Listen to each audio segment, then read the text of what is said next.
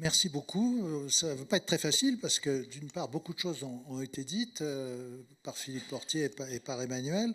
Je vais essayer de ne pas trop faire de redondance. Et puis Marie-Christine a déjà débroussaillé le terrain à l'instant même. Le débat sur la laïcité, on vient de l'entendre, il est aussi vieux que la Ligue des droits de l'homme. Mais ce débat s'est renouvelé profondément, disons, dans le dernier demi-siècle. Lorsque la Ligue s'assemble, c'est le moment où les citoyens veulent démocratiser la République en s'émancipant de toute une série de dogmes et de préjugés. Il y a bien sûr en arrière-plan l'institution républicaine de l'école publique, qui n'est pas une école contre les religions, qui est une école ni pour ni contre les religions, mais libérée de tout dogme contraignant. Et puis il y a bien sûr l'affaire Dreyfus, ça a été dit, il s'agissait de mettre la justice au-dessus même de la raison d'État, et donc d'affirmer les droits de tout être humain, notamment contre l'antisémitisme. Tout cela, c'est, je l'ai rappelé d'un mot pour ça, une sorte de nouveau contrat social républicain qui émerge avec cette démocratisation, et la naissance de la Ligue se passe à l'intérieur de ce mouvement, dans ce mouvement en 1898. Et dans l'élaboration de la loi de 1905, la Ligue a compté, ça a été rappelé, parmi ses forces qui vont avoir une certaine conception de la laïcité. Cette conception, c'est tout simplement de tirer les conséquences de la Déclaration des droits de l'homme et du citoyen de 1789, notamment de ses articles 1er et 10, qui affirment la légalité et l'égale liberté, y compris de croyance. Nul ne doit être inquiété pour ses opinions, même religieuses. Le même est extrêmement fort, parce qu'on se rappelle, depuis les guerres de religion, ce que ça coûte, ces affaires-là. Mais au fond, ce que nous avons le sentiment de faire en 1905, c'est de prolonger cet esprit qui a animé la déclaration de 1789. Donc nous définissons la laïcité comme la garantie de la liberté égale de tous, croyants comme non-croyants, liberté de conscience, bien sûr, dans le fort intérieur, mais aussi liberté de culte. Parce qu'il y a des gens qui me chauffent les oreilles depuis des dizaines d'années là-dessus, c'est-à-dire les musulmans, vous avez le droit d'être musulman, mais à l'intérieur, s'il vous plaît, soyez discrets. Ce n'est pas seulement les musulmans. La loi de 1905 garantit la liberté de conscience, mais aussi la liberté de culte ou d'expression publique, d'opinion philosophique, comme on disait quand on s'est créé, les philosophes, c'était les francs-maçons, en fait, les philosophes à l'époque. Donc, la liberté aussi de s'exprimer publiquement, dans l'espace public. Car il n'y a pas que l'espace public institutionnel, il y a l'espace public des citoyens. Et sous réserve de respecter la liberté des autres, on a le droit de se manifester comme citoyen, y compris dans ses croyances, dans l'espace public. Tout ça, c'est dans l'article 1er de la loi de 1905. Je veux dire, ça ne fait même pas débat. On essaye de la travestir, mais il suffit de la relire pour s'en convaincre. Nous restons attachés à ces principes. 120 ans plus tard, aujourd'hui, ces principes sont censés avoir valeur constitutionnelle, pas dans la lettre écrite, mais dans les principes. Et il s'agit donc de lier laïcité, démocratie pluraliste et exercice des droits fondamentaux. Mais depuis la seconde moitié du siècle dernier, tout ça ne va pas sans dire. Vous le savez toutes et tous. Au contraire, c'est une bataille idéologique, ça a été très bien dit tout à l'heure, à plusieurs reprises. Et c'est notre positionnement dans cette bataille que je suis normalement chargé de rappeler à notre vigilance. La société, depuis 1905, la société française, comme beaucoup d'autres, mais peut-être plus encore que d'autres, a été très profondément bouleversée. D'abord, ça a été dit, je n'y reviens pas, l'Église catholique n'est plus cet adversaire tenace qui refusait la République. Et donc, à l'époque de l'alliance du trône et de l'autel, c'était l'adversaire. Voltaire disait l'infâme, sans aller aussi loin, beaucoup de républicains à la fin du XIXe siècle voyaient dans l'Église catholique la principale menace contre la République. Bon, ça n'a plus de sens aujourd'hui, c'est une évidence. Emmanuel a très bien rappelé pourquoi. À la fois quantitativement et qualitativement, on voit bien qu'on n'en est plus là. L'Église n'est plus au centre de la guerre culturelle, même si la guerre scolaire a resté longtemps vive, jusque dans les années 80, ça n'est plus le positionnement de l'Église catholique en tant que telle qui est directement au centre des controverses. En revanche, après la Seconde Guerre mondiale, la perte de l'empire colonial s'est accompagnée du recours massif à une main-d'œuvre d'ex-colonisés. Comme on avait fait la bêtise d'abolir l'esclavage, et comme nous n'étions plus chez nous, chez eux, eh ben on les a fait venir chez nous, eux. Et donc, effectivement, la société a changé. On a fait venir, pour la reconstruction économique, par bateau entier. Il suffisait d'une circulaire ministérielle pour faire venir un bateau d'Algériens, de Marocains ou d'autres gens des pays du Sud. Il n'y a pas besoin d'une loi ou de titre de séjour. Hop, il fallait qu'on reconstruise et donc il fallait des bras. Donc ces gens sont venus, mais ils restaient discrets. Il y avait des bidonvilles pour ça. À Nanterre, à Saint-Denis, tout autour de Paris. Donc pas de repas halal, pas de femmes voilées, des hommes, 3 par lit, ils faisaient les 3-8, hein, et ils envoyaient le mandat au bled. Les vaches étaient bien gardées. Mais la France a fait la nouvelle erreur, après l'abolition de l'esclavage, de ratifier la Convention européenne des droits de l'homme en 1974. Et à partir de 1981, on a même ratifié le recours individuel pour faire respecter les droits fondamentaux. Et du coup, il a fallu se confronter à cette catastrophe qui a été le droit à la vie familiale normale. C'est-à-dire qu'au lieu d'avoir juste les travailleurs immigrés, on a eu l'immigration. C'est-à-dire les femmes, les enfants, et du coup, le bruit et l'odeur, comme disait l'autre. Hein. C'est-à-dire qu'il a fallu accepter les immigrés, non seulement dans les usines, là, pas de problème, mais dans les logements, dans les écoles, dans la vie publique.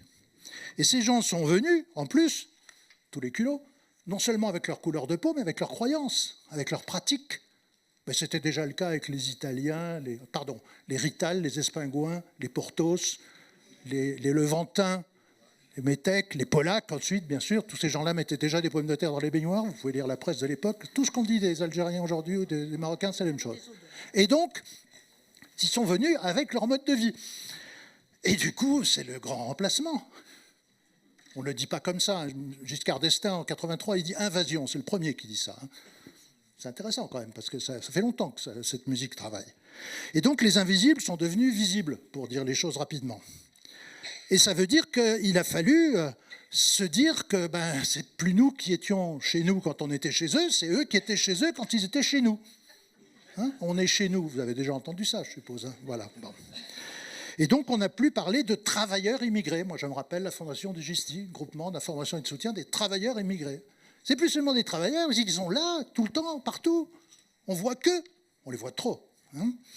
Et donc, à partir de 1980, l'islam est devenu un thème obsessionnel.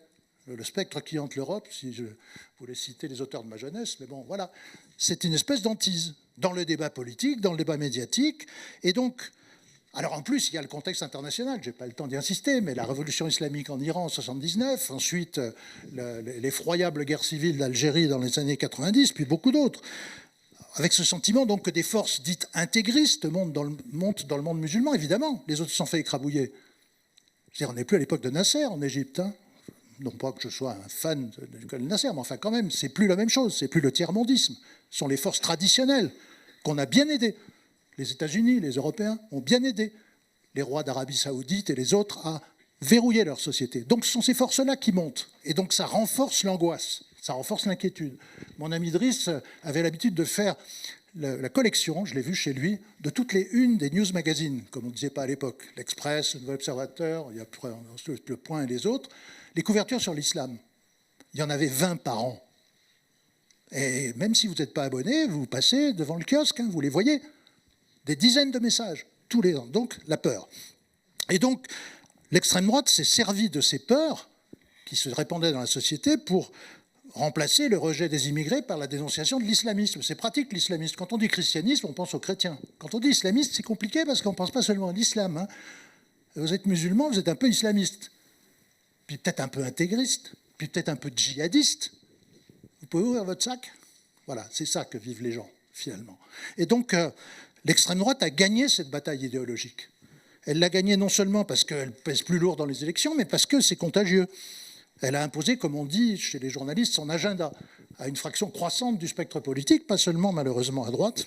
Et donc, il suffit de se dire qu'aujourd'hui, le lien entre insécurité et immigration, que Jean-Marie Le Pen était le seul à mettre, il est maintenant devenu une banalité. C'est extrêmement rare qu'on ne lit pas les deux dans les forces politiques. Est-ce que je me suis égaré loin de mon sujet? Je ne crois pas. Parce que dans nos controverses sur la laïcité, maintenant, la question centrale, c'est ça. Ça n'est plus la question de l'Église catholique et de l'enseignement catholique, c'est ça. C'est les musulmans. Enfin, c'est-à-dire ceux qui ont une tête de musulmans. Hein. J'entends encore mon copain Driss, justement, même dans la Ligue, hein, à qui on demandait « C'est pas trop dur le ramadan pour toi ?» Il disait « Ben non, je le fais pas. » Ah ben non, il ne le fait pas, mais il s'appelle Driss Eliazami, puis il avait quand même une tête qui n'évoquait pas la région Bretagne. Voilà. Hein. Mais il ne le faisait pas. Mais il avait bien le droit, après tout. Hein. Voilà. Bon. Donc, je me rappelle aussi une réunion de préfet sous un ministre que je ne nommerai pas parce qu'il ne mérite pas qu'on le nomme, le ministre de l'Intérieur, qui parlait des islamistes, et à un moment donné, un préfet a levé la main, il a dit « Monsieur le ministre, je suis musulman ». Il n'avait pas du tout la tête d'un musulman. Et ça avait profondément perturbé le corps préfectoral présent dans la salle. Donc, en fait, ce qui se passe, c'est qu'il y a une mutation du discours raciste, xénophobe, du discours identitaire, qui fait que maintenant, nous avons des drôles de défenseurs de la laïcité. Je n'ose même pas dire qui prétendait, il y a quelques années, que Marine Le Pen était la seule défenseuse de la laïcité. Voilà, je préfère ne pas le dire. Mais c'est quelqu'un qui est censé être une intellectuelle de haut niveau et respectable. Et malheureusement, ce n'est pas un cas isolé. C'est-à-dire qu'il y a une espèce d'obsession qui a d'abord été celle de l'extrême droite, mais qui est devenue plus largement ce que j'appelle celle des nationaux républicains, c'est-à-dire qui consiste à penser que nous sommes menacés par une guerre culturelle, par une invasion, et qu'il faut défendre la République contre les nouveaux cléricaux.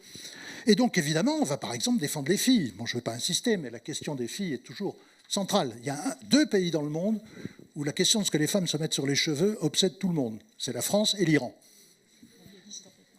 Oui, l'Afghanistan, on ne demande même plus aux femmes de sortir dans la rue, on leur interdit de sortir, c'est autre chose. Mais en France comme en Iran, la question de savoir combien il y a de cheveux qui dépassent est absolument centrale. Alors heureusement, on ne traite pas les gens en France comme en Iran. Mais il y a cette obsession qui étonne nos voisins. Je veux dire, dans tous les autres pays d'Europe, dans toutes les autres démocraties dans le monde, on se dit, il est où le problème? Eh bien, apparemment, le problème, c'est pas ce que les femmes ont dans la tête, quoique, c'est plutôt ce qu'elles ont sur la tête. Et ça a été une question stratégique.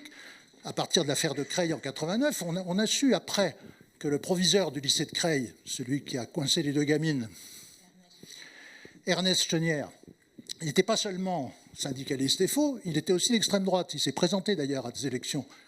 Mais à l'époque, on n'avait pas bien mesuré ce que ça signifiait. Et donc, ça veut dire qu'il y a eu une espèce de cristallisation qui est devenue passionnelle. Il y a des gens qui se sont mis à défendre les droits des femmes comme on ne les avait jamais vus défendre les droits des femmes. Et il y a des gens qui, surtout, se sont persuadés que pour libérer les femmes, il fallait bien sûr le faire contre leur gré, parce qu'elles n'étaient pas capables de comprendre, ces gamines. Elles étaient aliénées. Il fallait les émanciper de force.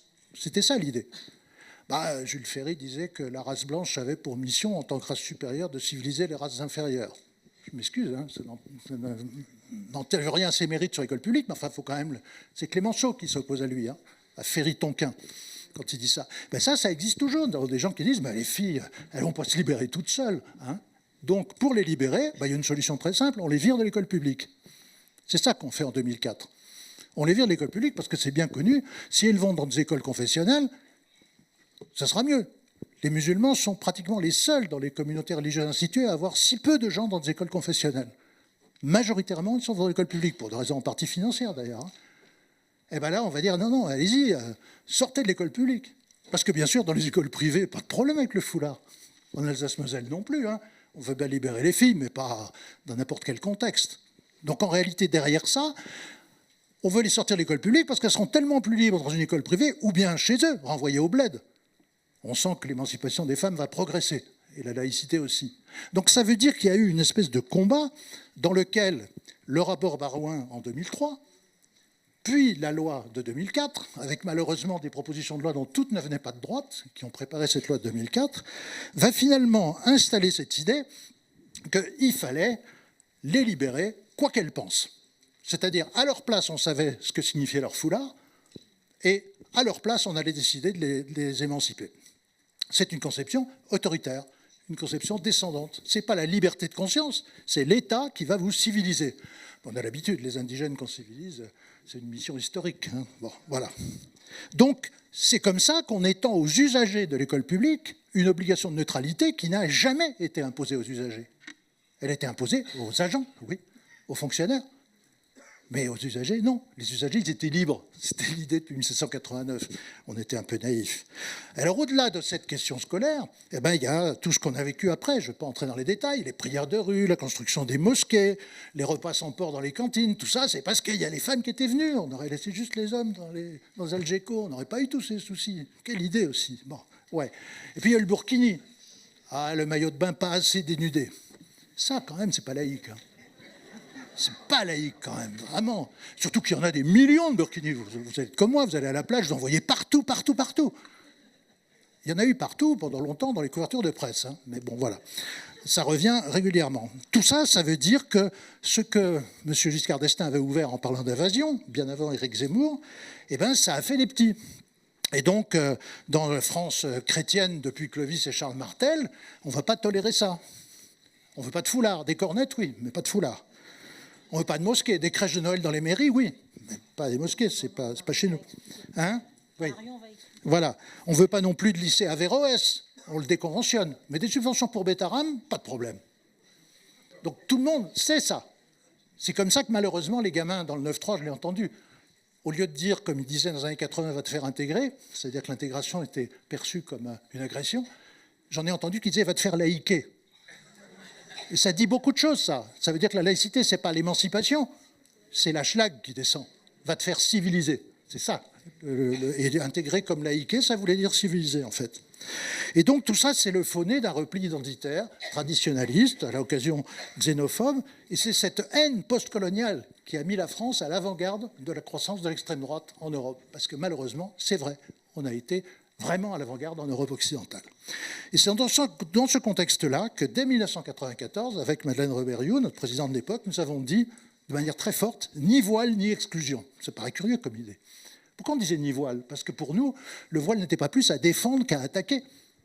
Parce que nous savions aussi qu'il pouvait être porteur d'une conception traditionnelle du rôle des femmes. Mais ce n'est pas à nous ni à l'État d'en décider. Ce n'est pas à nous ni à l'État d'en décider. Et surtout, ni exclusion, parce que mon amie Shirin Ebadi, qui venait d'avoir le prix Nobel de la paix, féministe iranienne en exil aujourd'hui, elle avait dit une chose merveilleuse qui avait déconcerté tous les journalistes présents. Elle venait d'avoir son prix Nobel. Et les journalistes disaient alors, hein, les femmes en Iran, hein, qu'est-ce que vous pensez de l'interdiction du voile? À l'époque, elle pouvait encore revenir en Iran, donc c'était pratique pour elle de répondre à tout ça.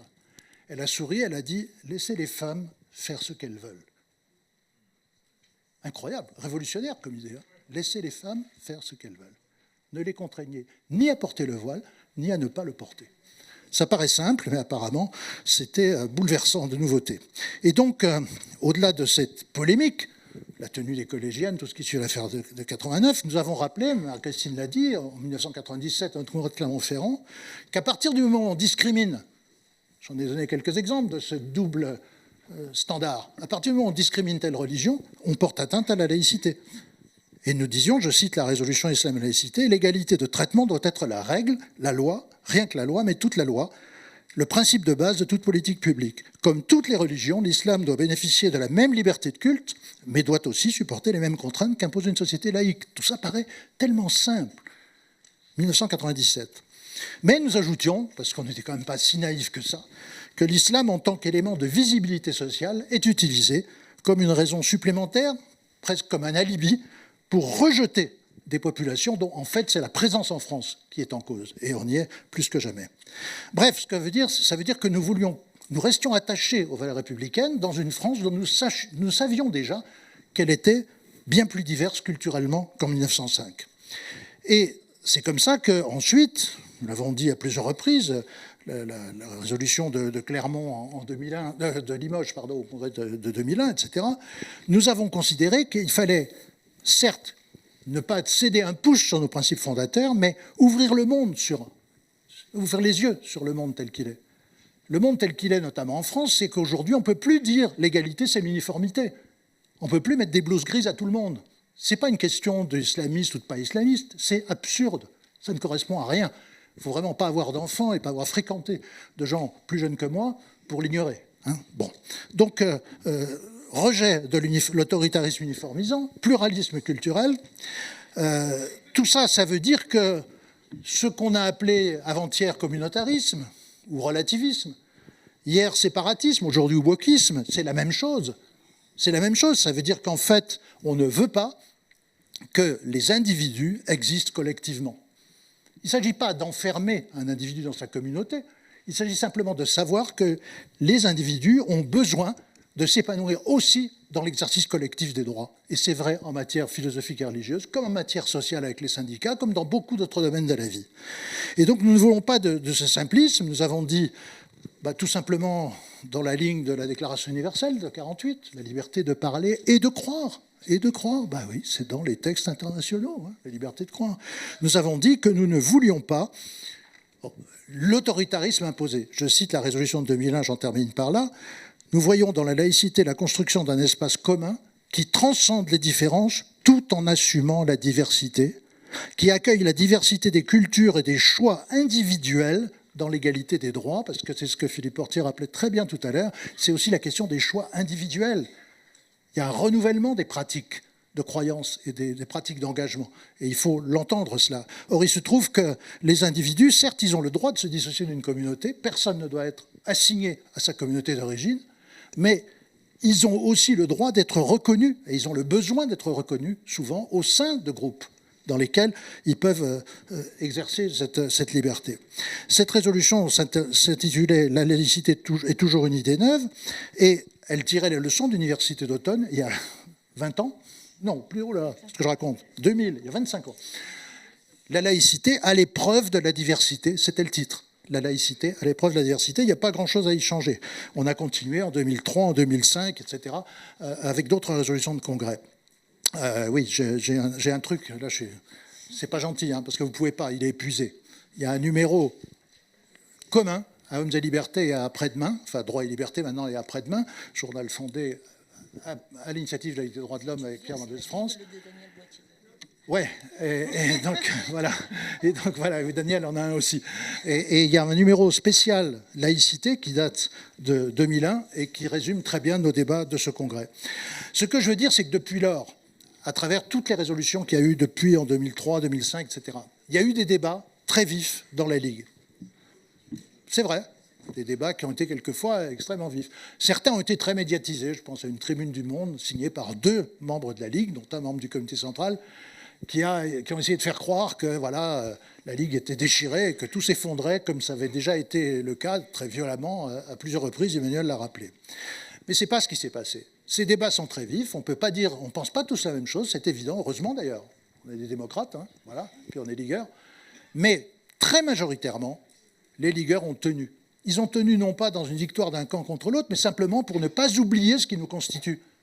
Depuis 1898, c'est-à-dire depuis la déclaration de 89, mais aussi depuis la loi de 1901, la loi de 1905, la déclaration universelle 48, tout ce qui permet de défendre les libertés contre les assignations autoritaires. Et donc, nous avons réussi, peut-être quand même, je crois, plus que dans d'autres organisations, à ne pas vivre dans la discorde permanente et à maintenir notre attachement au droit.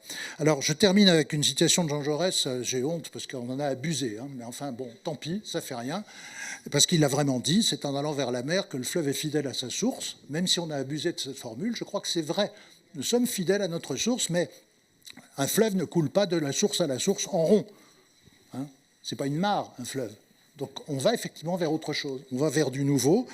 Nous refusons les polarisations simplistes, et il y a du boulot en ce moment. Nous refusons ce que je me rappelle avoir appelé il y a longtemps les politiques de la peur et les politiques de la haine, les replis identitaires, xénophobes. Nous sommes fidèles au principe émancipateur du contrat social laïque, parce que la laïcité, c'est une émancipation, ce n'est pas une injonction. Donc le respect des droits de toutes et tous, l'égale liberté de conscience et d'expression, la nécessité d'en finir avec les discriminations et les préjugés. On n'est pas encore au bout de ce combat, mais simplement, je pense que la laïcité est toujours une idée d'avenir et que nous serons toujours là pour la promouvoir. Merci.